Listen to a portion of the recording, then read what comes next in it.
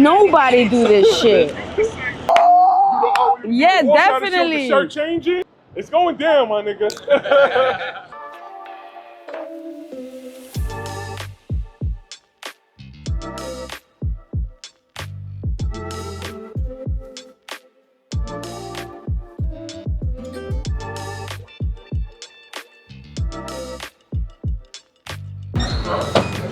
Surf. Yeah, no. Where you tattoo at? You can tell where she got the big Brooklyn at. See my logo right Fire, there. yup. Oh yeah, the thing you had that day too with you. And this is downstairs. Whatever you wanna go downstairs one time? Let's go downstairs to show you. Downstairs. Watch your head coming down here. But the shot, this is called Natasha Productions. Oof. Yeah. Welcome to Brooklyn. Yeah, so this is our post-production joint right here. We got Young Tachi. Hello, nice to meet you, Jacina. Hello, guys. Right here. Jacina, nice to meet you. We got social media right here in the building. We love beautiful. Nice to meet you. I love to see a woman behind it. Right now, they're editing this right here for the Caesar Emmanuel show. This is coming out soon. Okay. Judge Caesar Emmanuel. That's perfect for him. Yeah. So, we go down here, get the documentaries, get certain things done. See, check it out there.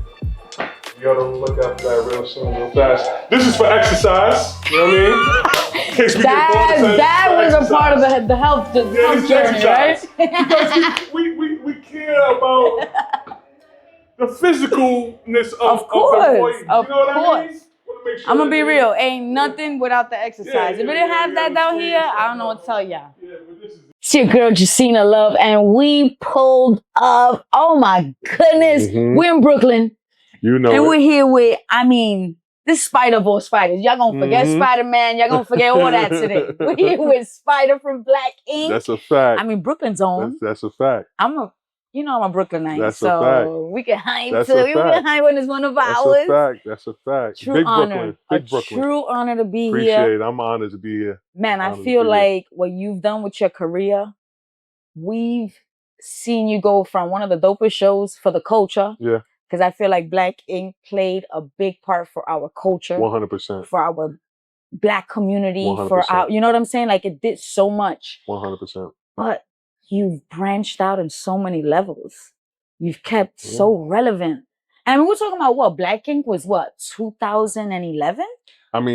Black Ink been itself, the franchise has been on TV for like 10 years. So I'm saying, like, we're talking. Like 10 years. We're talking. Yeah. I was probably I did like the last 4 or 5 seasons or something like that. Yeah. So it been around.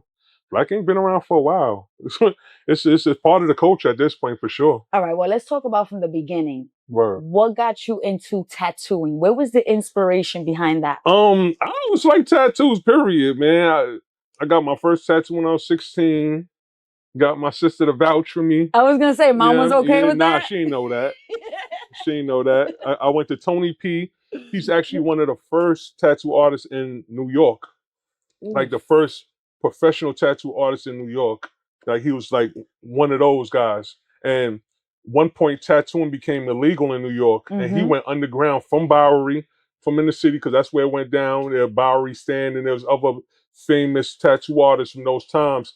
And he went underground, Brooklyn, down the street from my house, and he turned his house into a tattoo parlor downstairs. And this is a world famous tattoo parlor. Like if you from this side of Brooklyn, 9 out of 10 times in my age group, I ain't gonna tell you my age group, but my age group, you definitely probably got a tattoo from Tony P. He been tattooing generations. The line was down the street. So that was like my first introduction to tattooing. Wow. Word. And you were always a sketch artist? You were always... I was always an artist. At what age you started drawing? Forever.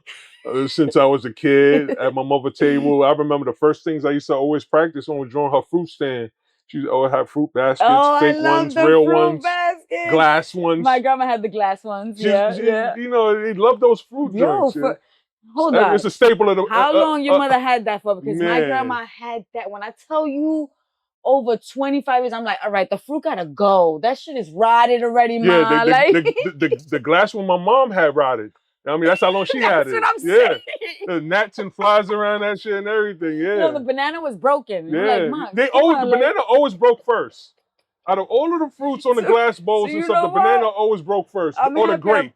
I don't get it. the grape don't was get it. like cut. Yeah, I don't get it. I don't What get it. happened with that? I don't Because those know. pieces were pretty big I to be don't rolling know. off the table. Them niggas Anyway. probably out of business by now. You know what I mean? If not, y'all gotta count your days. Seriously. Count your fucking days.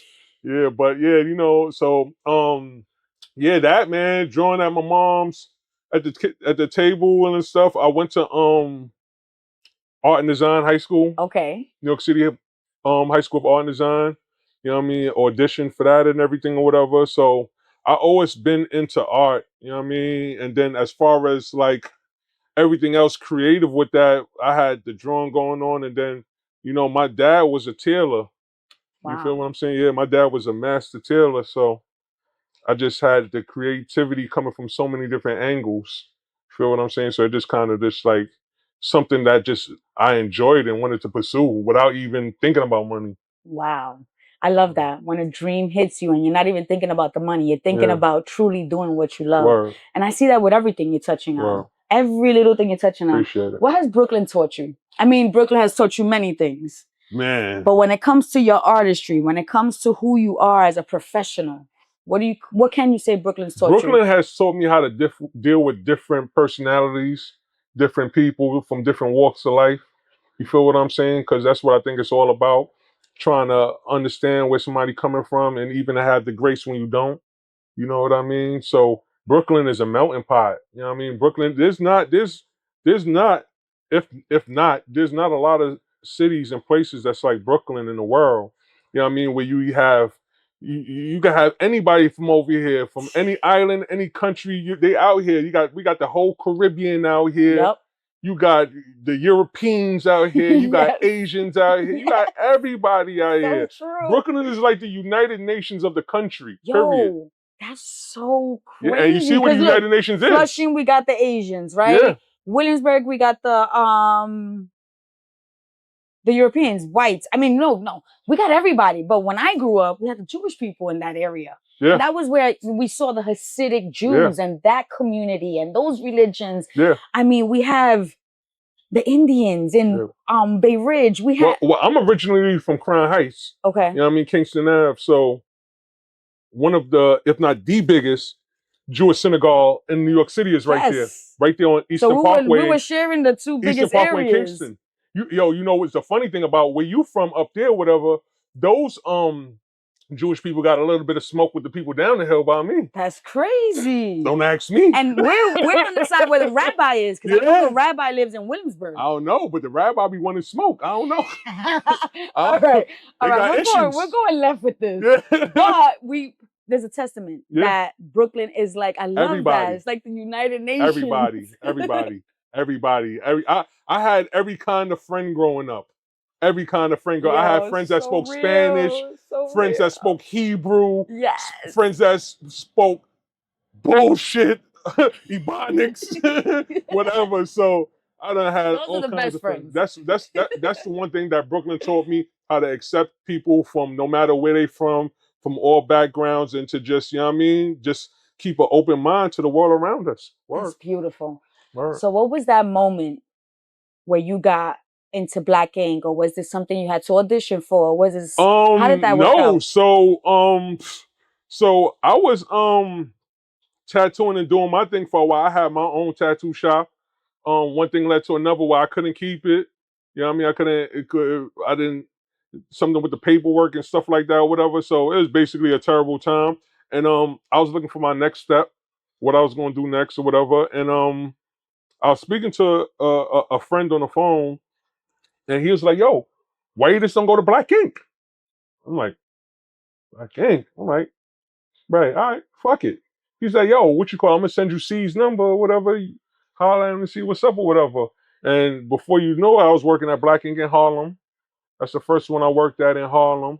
And then from Harlem, I had left to try to pursue to do my own thing for a little bit whatever. But then, you know, I started noticing that it's just more unity and strength with the team and everything or whatever. That's So right. then I ended up back in Brooklyn. You feel what I'm saying? Black in Brooklyn. C's told me he was opening up the shop, and I was like, oh, really? Brooklyn? Great You're way to like, get hold me. on. Yeah, I mean, great That's way. my middle name. Yeah. You're not opening in Brooklyn without Yeah, me. you had me at I told him something like that. Word up. I say, Brooklyn, you say. Okay. And then I was here for years. The show was going on. It was everything. I wasn't a part of the cast yet. It was going on or whatever. And then the producers and them, they just started peeping my style, me being around and, you know what I mean, doing my thing. I wasn't pumped on trying to be on a show or nothing like that or whatever. I just came, do my thing, tattoo, whatever, and I bang out. You know what I mean? They had this thing that where they were filming episodes of Black Ink. If you wasn't a part of the cast or a part of that thing, you had to leave. So, but I would leave before niggas even had to tell me, because I'm like, I got shit to do. I got shit to do. You feel what I'm saying? So I get my shit together, whatever, and then sooner or later they started like having this thing where they was looking for new people for the show. And they're looking for new people to be on the show, whatever. And one of the main producers, the showrunner at the time, she's like, everybody keeps talking about this guy Spyda. You say he's like the light-skinned Biggie Smalls in Brooklyn. You know what I mean? At the time, whatever. So yeah, I got a phone call one day from another producer that like, yo, thinking about putting in the show. And I never called that, yo, we want to do a Zoom and everything. And then shit, that's just history. Oh my goodness. Who can you say out of all the people you've tattooed? Do you have any funny stories for us? Or maybe one of the most memorable that, because I mean, let's talk about it, right? The talks we do at the barbershop, right? The talks we do at the salons. Right. We don't talk about too much the talks we're doing at the tattoo shop. The tattoo shop is toxic. And not only that, but people go in for so many different reasons, right? I want a piece that my father just passed away. I want a piece that, you know, I moved from here and now those are the hardest ones, the memorial tattoos. Those are the hardest ones, especially when they got to do with children. Wow. You know, yeah, those are the hardest ones. Wow. Those are the hardest And you're ones. Such an emotional person. Oh man. Like I know you like probably a big emotional teddy bear. Ready to tear down the whole forest. You know what I mean? You probably doing tattoos. Yeah, nah, man. You know, I try to stay professional and just, you know what I mean, give them the strength they don't have at the moment. You know what I mean? Try to do an amazing job. You did whatever, things like that. But memorable, like, I've done a lot of memorable joints. I'm gonna have to definitely go with Tattoo and Tretch from Naughty by Nature. Ooh. You know what I mean? I did a Biz Markie micro portrait on his chest. Wow. Yeah, so many different things could have went wrong with that. So plus I did it while filming my own show, Inking Out Podcast. So, you know, it was the pressure of that. People, you got a little close audience, people watching and everything, and 6 cameras set up. Right. Oh my goodness. And you talking and doing your thing at the same time. So that was memorable. That's probably one of the most memorable ones. Another one I did was I won't forget is Nems, my brother Nems. Nems, that's my people. FYL, you know what I mean? Don't ever. Don't, you know what I mean? Don't ever disrespect. Yeah, and that's what I tatted on his thighs too. Pause. He made me do it. You made me tattoo your thighs. I didn't want to touch your thigh. Don't ever disrespect. I didn't want to touch your thigh, but you made me, Nems. You feel what I'm saying? I did don't on one and ever on the other one. I love it. Word, so check that out. Nah, man. But that's somebody else from Brooklyn that 100%. reps us to, oh my God, it just feels so good when we have people like you, Nems, just repping and just loving what you do. I call him the Hispanic Biggie Smalls.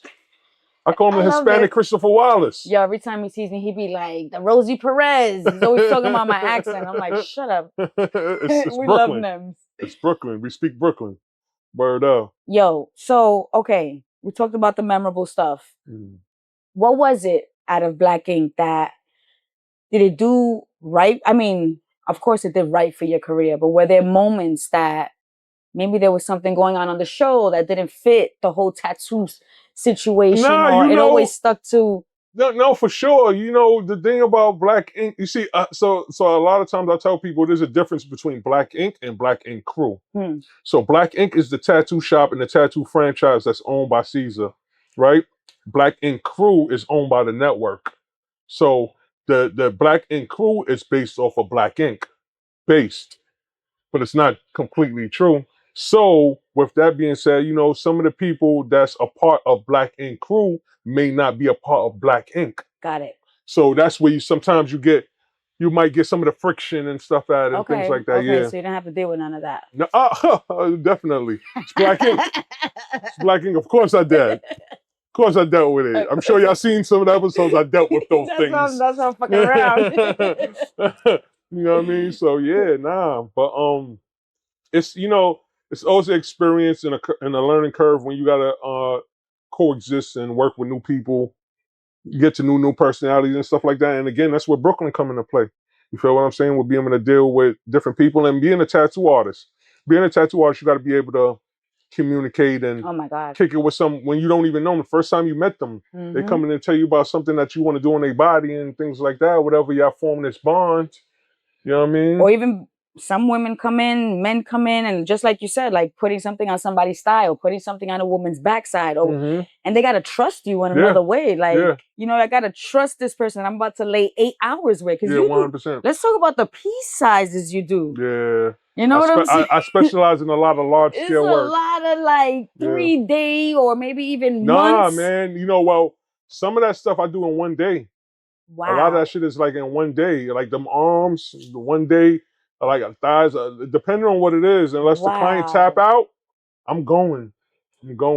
Yeah, so now I tattoo one client a day. You know what I mean? I go by one client a day so I could just focus on that one client. You know what I mean? I ain't got no distractions. Oh, I gotta do this person next coming and stuff like that. Like back in the days. Yeah. Being a younger artist. Now I'm just like, you know what I'm saying? I just like to just dedicate my time to that person and they dream. They paying me a lot of money. So I gotta be able to focus just on them. You know what I mean? And give them something that they gonna be able to live with for the rest of their life. When it comes to trends, there's always a tattoo trend. There's always there's a bunch of them. How do you keep up with that? Is there something that you have to like? Okay, so you're a sketch artist, right? So are there things that people come in with and you just like? Well, I'm more of a realistic artist. Okay. So a lot of the things that I do are more realistically, even if it's like another kind of tattoo we call like fine line. You know what I mean? Fine line realism. So a lot of my things, like I do between drawing and my own graphic designs that I put together. You know what I mean? So I like to draw a lot of things out of reality, things like that, or whatever. So it just all depends on the piece and what's going on. But I pride myself on always learning, knowing what's next. You know what I mean? What's popping? You know what I mean? Like I just be on. I don't got shit to buy. I just be on the tattoo sites and everything. I'm like, what I got? See if they got. I just seen they got this new clear stencil paper, so I ordered some of that shit. I'm always ahead of the curve. I'm not gonna. And let me tell you, I'm tight. You didn't say that my tattoo was your favorite, although it's not here right now. But no, y'all see the Instagram. Well, that's a whole different ball game. That was one of the greatest tattoos that never happened. You know what I mean? I was ready. That I was sketch ready. was insane. Man, I had the needle and everything. Right? Yo, every time you was a dot away. You was a dot away. Every time you put it close to my skin, I was like, you're not gonna touch me with the needle, right? Is it closed? Is it? Because just the sound gets you like a dot away. So let's tell the people we were able to work with Wesley Snipes. Yeah, that was an amazing, amazing experience to work with Wesley, Jacina, everybody else that was there. Yeah, that was network. Listen to network. That was amazing. That was amazing. That was amazing. I've been watching Wesley Snipes since ever. So it's like, you know what I mean? Seeing them in person, it's like, oh shit. And then he had to do a Deadpool tattoo. Because we got the Blade and the versus the Deadpool right now. I don't know who I see when I see him sometime. I don't know if I should call him Blade Brown, Nino Phoenix. You know what I mean? It's like he done did so many great productions and shit like that. People become who they are on TV sometimes. True. You know what I mean? Yo, but the way we watched him work that day, all day with the same attitude. Gave everybody the same energy. Very patient. He was working with people. There was actually an artist that has said he didn't want to do something because it didn't cater to his brand. I seen that. And he worked through Seen that. Yeah. Instead of saying, I was impressed. Yo, I was impressed with the what do you call it? Compromisation? Yes, compromisation, yeah. Yo, to me, I would always, like, in situations like that, you worry because you're like, am I going to lose out? I'm working with somebody like Wesley Snipes. So it was dope that the person actually stood up. I wouldn't have cared what it was. Me Wesley could have said, yo, listen, all right, so this scene, you're going to put this book bag on your head, spin around, rub your stomach, and jump in the air. I'm like, Wesley, I'm ready. I'm ready. So, but at the same time, you had to respect it. I respect it. And then for Wesley to be like, we're going to make this work. Yeah. What? How are we going to do this? Amazing. That was amazing. That was amazing. Amazing. Well, we had to throw out that little piece. That was when I met Spyda, and that was, the conversations we got into that day. Let's talk about your weight loss journey. Oh, man, yeah, my weight loss journey is something. Because to me, it goes into you working with better health. It goes into your mental health. It goes into, like, let's talk a little bit about all of that, because your conversations are super well-rounded. Appreciate it. You know, my whole thing is that you feel good, you do good. Mm-hmm. You know what I mean? I've been, this past year, I've been a lot into self-development and listen to a lot of books, especially like Audible. You know what I mean? With me being I'm sure you touch that quick fast. With me being a audio book narrator myself, a voice, voiceover actor. I mean, you hear this voice right now, like, I mean, hello, holla at me, holla at my management, you heard? Yeah, Universal, we need a cartoon. Yeah, but you know, working through that, I'm like, damn, this audio thing is kind of crazy. And what tied it all together, I'm jumping all over the place, but what tied it all together is that I was an audio engineer for 10 years. Amazing. For over a decade. I was an audio engineer. No, and you went to, again, we're jumping all over the place, but when it comes to schooling, you've done a lot for yourself. Yeah, I didn't pass high school. So a lot of this stuff was just like, you know what I mean? Like learning on my own and trial and error. Putting yourself into different programs. And I had one of the biggest recording studios in Atlanta. Wow. Yeah, one of the biggest recording studios in Atlanta. And I used to record a whole bunch of different artists, from platinum to solo to you name it, from Yin Yang Twins. I mixed a record for Nicki Minaj before. What? I worked with Stack Bundles. I did the Yin Yang Twin album. You know what I mean? I was able and blessed to work with a lot of people. It's even today, people that know me. I've wore so many different hats. I'll take off a hat and try on a new hat. I love to see how it fits. You know what I mean? I love it. Yeah. Take off one hat and put on a new hat. Yeah. You know what I'm saying? We're going to talk about that in a little bit too. Yeah, that's what I do. So there's one point in my life. It's so interesting because depending on what part of my life you met me in is what Spyda you know. So there was the Spyda that was from the hood, that was doing a bunch of hood shit and stuff like that. And then you got we always need that kind of, you know what I'm saying? Man. Especially from Brooklyn, you got to fit into that. Then you got engineer Spyda, you know what I mean? That did audio engineering for all these fabulous artists and other people and stuff like that. You know what I mean? And then you got clothing designer Spyda. We haven't touched on. You got tattoo Spyda. You feel what I'm saying? So TV Spyda. You got all these different Spydas of different walks of life. And I've been blessed to be around so many different people, you know what I mean, to just like soak up different experiences, you know what I mean, and life energy, positive life energies. You feel what I'm saying? We go through this journey, meeting people, and we should be collecting, you know what I mean, experience and memories and whatever we can along the way. That's right. Just like we collect bad habits, right? That's right. So that's what I've been doing, and like listening to those books and stuff like that, and just trying to be more in touch, you know what I mean, with myself and how I feel. We talked about meditating the other day. Yeah. That's my shit right there. I can't go a day without it. I can't go a day without meditating at this point. I've been doing it over a year now. I can't. After I wake up in the morning, I don't touch the phone. I don't speak to nobody. I don't do anything. I put my earbuds on. I get down in my little Indian style. My hands up, close my eyes, and I listen to. I got a few different guided videos on YouTube I listen to. Probably my favorite one I've been listening to for the past 30, 40 days now. But I listen to that, you know what I mean, go through the whole steps of that. And after I do that, I got my book that I write, and I just finally finished my first book, back to front. I love that. I want to get into that. I told you I was going to do it, and I'm going to do it. Yeah. It's writing in a journal what you're grateful for. Yeah, so right? every morning after I do my meditation, after my meditation over, which is take about 5 minutes or so, 5 or 10. So And then I write in my book from 1 to 10, 10 things I'm grateful for. You know what I mean, in my life. And then I skip a couple lines, I write 3 things that bother me, whether people or things, and I give it love. And then I end off the whole page with just like a quick little quote, little sentence to the power that be, you know what I mean, and let them know how much I'm appreciative and I mean how much gratitude I have for another day on this earth or whatever. And that's how I start my day every day. Wow. You know what I mean? Word. Wow. And it shows. I feel like it shows. I felt like it showed with me, period. Like that's inside. what I'm saying. Like it just personally, like your whole journey, it just shows who you are today. Yeah. The way you speak to people, the grace in you, yeah, thank you. I mean, thank you. Let's talk about the branding. Yeah. Let's talk about the clothing. Yeah. First of all, the shirt he got on. Yeah. You can't see it right now.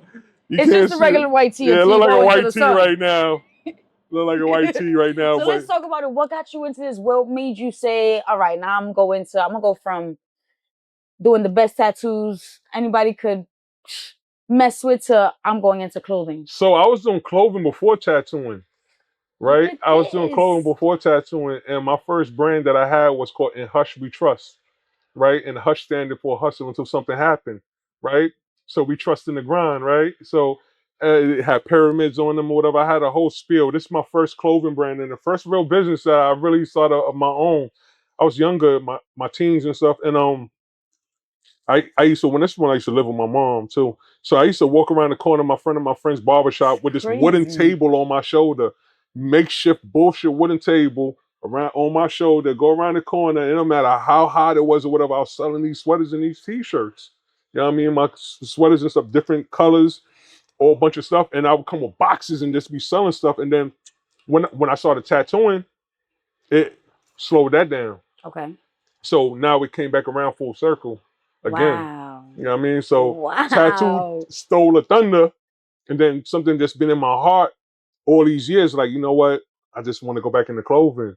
And this is genius. So literally the sun is, the shirt is like a chameleon. Yeah. When he goes into the sun, you actually see the chameleon on the shirt. Yeah. You see the branded content, you see the sleeve. Ooh, you're going to see that. You're going to see that in the video. You're going to see that. We're going to show you a little clip of that. Yeah, so finally, what you call this, doing what and it's you just doing. Had a major drop last week. Yeah. This is my site launch. This is the first time I'm launching my site for the first time. You feel what I'm saying? So I've been getting a lot of good reception with the site or whatever. Appreciate all the love, everybody out there that purchased some of the brand content. And the name of the brand is? Branded Content. Branded Content. Branded Content NYC. You know what I mean? So it's basically, the chameleon is the staple of the brand. Okay. And the chameleon basically lets you know that you could be whatever you want to be, however you want to be, when you want to be it. You don't got to be one person because this life ain't tailored to just being one way. You know what I mean? I got to talk to you and deal with you a different way than I deal with somebody else. That's right. You feel what I'm saying? So that's what the chameleon is all about. And the way we act in Brooklyn is not the way we act in Jersey sometimes, 100%. Right? We have to 100%, because when you're in Rome, you live like you from Rome. That's right. You dig what I'm saying? When you're in Rome, you roam. If you want to get your goals across, you know what I mean? You want to accomplish certain things. That part right there, that to me, that's so authentic to hear. Mm-hmm. Because people be like, oh, why so you can't be real everywhere you go, or you can't. Nah, you can't. You got to dumb it down sometime. I can't walk into a meeting with a VP of Bank of America or somewhere or whatever. Like, yo, popping my nigga like that. I can't do that. You're like, whoa. A little excited there, huh? You know what I mean? Is that the way you're gonna be treating my loans? I'm gonna go in there a totally different way, dressed a totally different way. You know what I mean? For the appropriate time and moment. That's right. And how I need to deal with the matter at hand. I'm like, hey, how you doing there, sir? My name is so and so. I represent Branded Content NYC, and I would love to speak to you about potentially getting something for my brand in the future. You feel what I'm saying? And I'm gonna switch it up. I'm gonna dumb it down, or I'm gonna make it. You know what I mean? Pop out a show nigga sometimes. It depends on how you feel. Sometimes. Depending on how you feel. I think that's something so important for our youth to know. Because I feel like lines get crossed when we talk about being fake. Right. Lines get crossed when we talk about what authenticity is. Mm-hmm. Lines get crossed even when we're talking about how inspired I am. Because, right, McDonald's, Burger King, that's all the same friend. Like, it's all the same type of fooding, but it's different brands. Yeah. But respect to that we all learn from each other. This is what makes it a culture. Right. Right. Yeah, I mean, you can always learn something from somebody, no matter who it is. Even a broke clock is right 2 times a day. You dig what I'm saying? Yeah. So what a lot of people don't be understanding is that it's so much money and so much opportunity in this world. You ain't gotta hate on no nigga. You ain't gotta hate on nobody or whatever. You just gotta. What you should do is be taking tips from them. Look at them, understand why they winning, and incorporate that into your strategy. Yes. Serious. It's enough paper for everybody. You know what I mean? It's fuck paper. It's enough success for everybody. Yes. Everybody can be successful. You know what I mean? You make hats, I make shirts. You do tires, you do sneakers or whatever. You know what I mean? You combine your forces like Captain Planet and shit.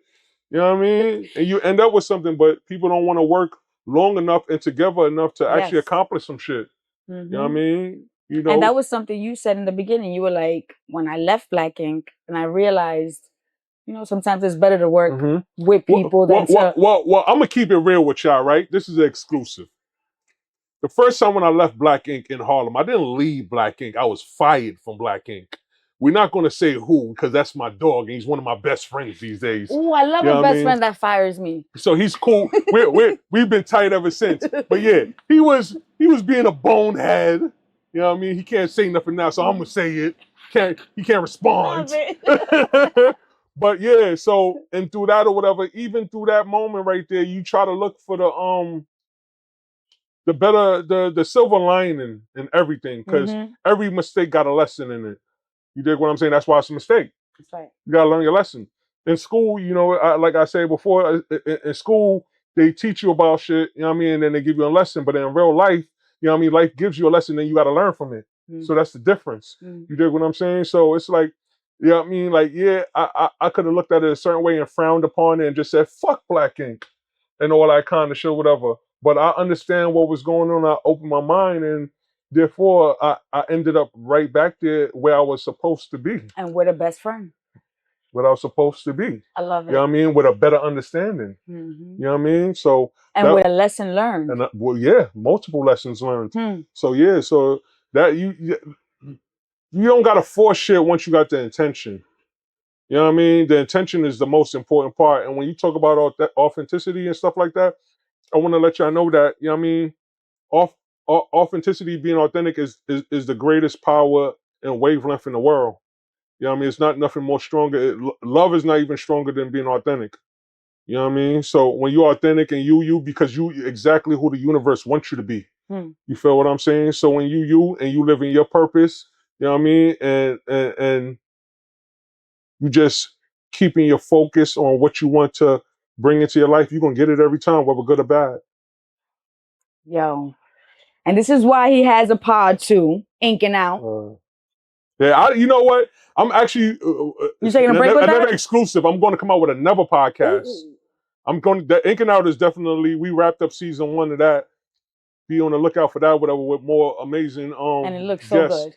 But what I'm going to do now is I want to do another podcast where I get to talk more about this type of shit. You know what I mean? Like the difference in my producers and the people on my show, they say it all the time. They're like, yo, Spyda, yo, you, like the difference with Inking Out and with nothing else that you do is like you talking to them and you listening to them and you relating to them and stuff like that.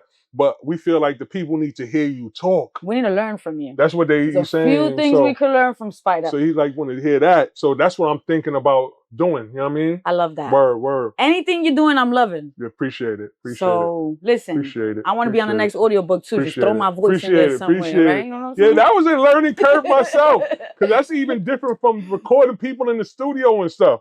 So that's one of those hats that I try to put on, man. I'm scared of being broke. Don't say try. Yeah, no, yeah, I put it on. I wore it. Yeah, I definitely wore it. I'm still wearing all the hats you've tried. You're wearing them. So we're gonna talk. Appreciate it. Where did the name Spyda come from? Oh boy, Spyda. Yeah, so I got Spyda when I was back in high school. And in high school, I don't know if you know about the brand called Spyda, but it's a brand called Spyda. Yes, when those codes dropped. That was crazy. I was so you know anything. You know. Hell yeah, I had a red, black, and gray one. Oh man, this shit is paper. You know what I mean? And then they had the Tommy Moe edition and all that other fly shit or whatever. I mean, I could say, we must say that when North Face came out with the Extremes, Then Spyda dropped, right? So Yeah. my followers were like, come on, you got Yeah. the North Face. It's the same idea, Yeah. the Gore-Tex or Yeah. whatever. Nah, it But was okay, go different. ahead. It was different. Yeah, that shit was different. It The had more webs detail. and stuff like that. Had more Had the little detailing. cooling bottles in some of them to put the hot chocolate in and shit. And all that kind of stuff. I was open. Got the jumpers, the sweatpants. Bro, I was bro. open. I don't know what the fuck happened. Something clicked in me. I'm like, oh shit, I'm Spyda. You know what I mean? So I started like getting I got an addictive personality. So when I get into something, I get into something. So I started getting the jackets, the coats, I was tracking them shits down. There wasn't no social media these days, so you gotta really hunt shit down. That's right. Who got it? So-and-so got the word. About to pull up in over there. yeah, see what up, see what niggas got. Niggas was on Instagram, yo, look at my story, see what I got and all that shit. Yo. You had to track it down. So when I first like got into the whole Spyda thing, man, I was addicted to whatever. Then I started going to high school, wearing that shit all the time, whatever. They're like, yo, the fuck you think you with Spider-Man? You know what I mean? You think you Spider-Man? And then yeah, that's what and it then was. it just stuck. Yeah, because I love it. Spyda. Yo, not for nothing, there's a Spyda thing going on here, guys. Can y'all show your phones and your screens? I need to see this. No, we got to do this. Shit. Please, give me the screens. We got a lot of Spyda stuff going on here. You know, we were all the Spyders today. Hold on. Oh, we got another Spyda the right other there. Spyda. Yeah, that Spyda right there. Yeah, another Spyda right there. Word up. Yeah, but yeah, nah, man. You know. So what's to come now? You done so much. You got the website dropping. We got the clothing line. Yo, check out the jackets, the matching pants to the jackets, the chameleon shirts. Yeah, we got shorts. Yo, the shorts that we're not even gonna. We got the socks and everything. What? You know what I mean? We're not even gonna say who's it. That the quality. Yeah. Is better than some of the brands you already. Yeah. Some of your favorite brands. But we're not gonna throw our names. We don't do that. We compared them though, but we're not gonna throw our names. We don't do that. But yeah, you know, man, this is my baby right now, man.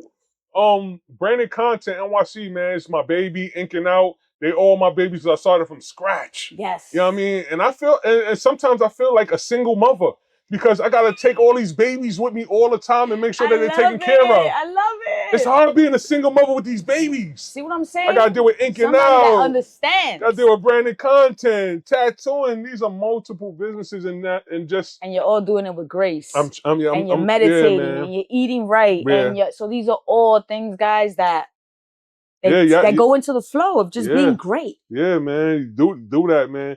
You know, like I said, man, and I read this in the book, one of the books I listened to, whatever, like you feel good, you think good. You know what I mean? How you feel and how you think, it just goes in a circle. That's right. Just goes in a circle. So whatever you feeling, you're gonna get. You see, the universe don't understand about good and bad. It's no such thing. Because good and bad is the same thing. The same thing that might excite you, you know what I mean, might be the same thing that makes somebody else cry. Yep. So it's all the same thing. So when you feeling in your certain way, and you know what I mean, you on your vibe and your emotion that you win or whatever, all you telling the universe is that, yes, I want more of this. This is how I feel. So it's really important to be intact with how we feel and to understand that we go through so many different laws of the universe, like the law of rhythm, which says that we won't always be happy through the day and we won't always be sad through the day. You feel what I'm saying? You got to be aware when you get into that negative rhythm or whatever to not do too much that might affect your future positiveness. Yo, it's almost like when a song gets stuck in your head, right? You're like, fuck, this damn song keeps popping up.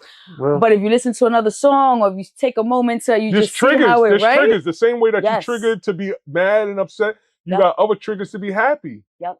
You're just that when you sad and upset, you don't give a fuck about being happy. But if you knew better, you would try to shake that shit as fast as possible. And somebody recently told me the type of feeling you get when you're sad and angry. It's authentic. It's authentic. It's not love or hate. So this is why some people don't know how to get out of it.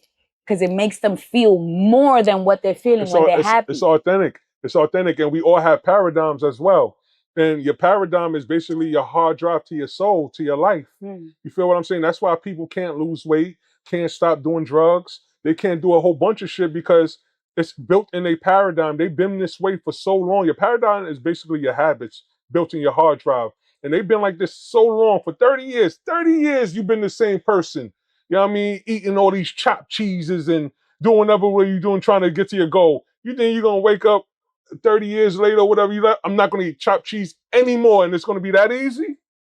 It's not going to be that easy. Especially not it's the chopped repetitiveness, cheese. especially not the chopped cheese.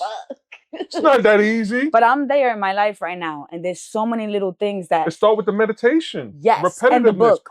Programming. And that book. We machines. We machines. We the greatest machine on earth.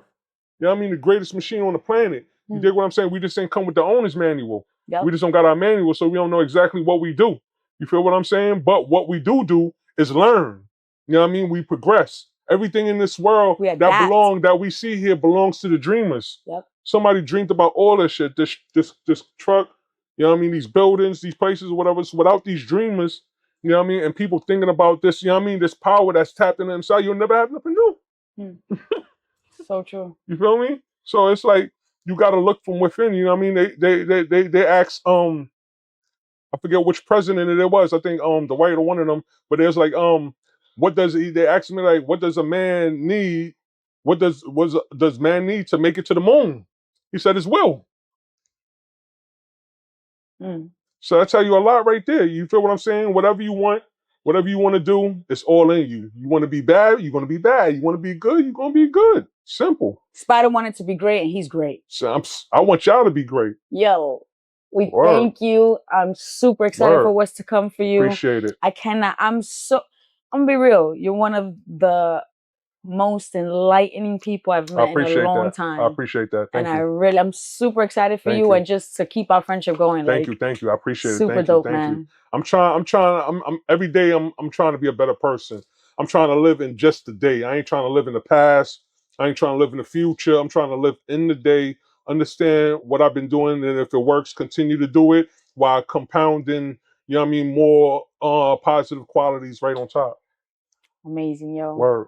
Yo, y'all heard it here. We pulled up, and he had a lot to say. Yo, listen, man, you already know what it is, man.